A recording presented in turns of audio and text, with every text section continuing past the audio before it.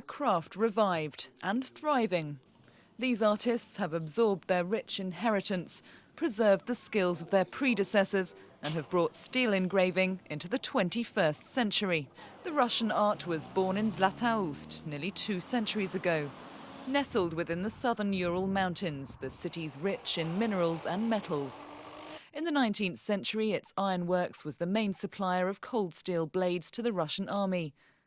But in those days, the German armourers of Solingen were leaders in the steel industry, even finding methods to decorate their weapons.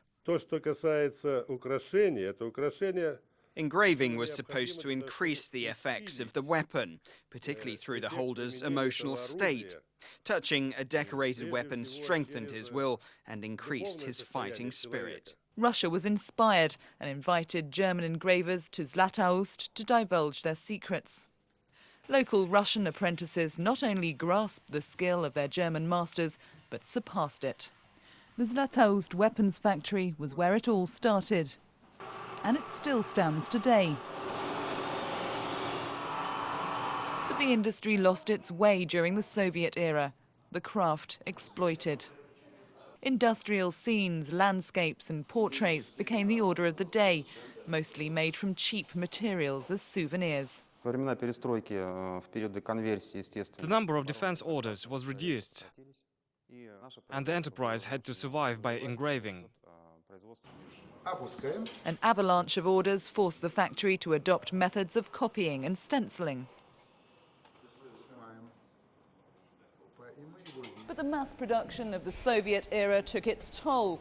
Quality was reduced. Critics at the time called the art painting on metal. This forced some of the employees to break away from the mainstream, bringing the art of engraving back to its roots.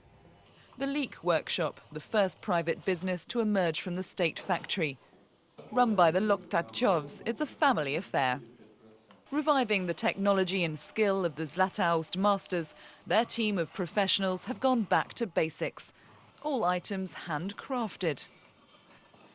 The object is intricately painted with lacquer, then etched.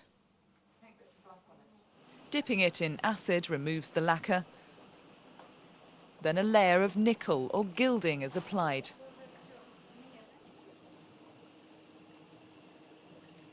Before being skillfully engraved by hand. A laborious process, but the result exquisite.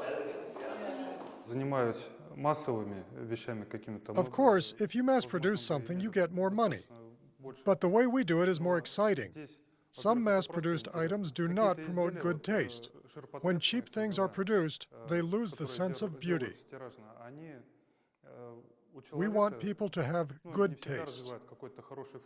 Leek caters for the exclusive market. A sword like this setting you back $45,000. While not everyone can afford such luxury, business is booming. King Abdullah of Jordan among customers.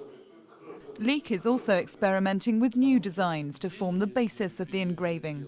This sculpture symbolises the union between Europe and Asia, quite apt for Zlatoust, which sits on the border between the two. Not only are they retaining the old tradition of steel engraving, they're enriching it. The Lokhtachevs believe in passing on their ideology. And in these talented young artists, the legacy looks set to live on. Lии Fёrgüson, Rush Today, Zlatoust in the southern Urals.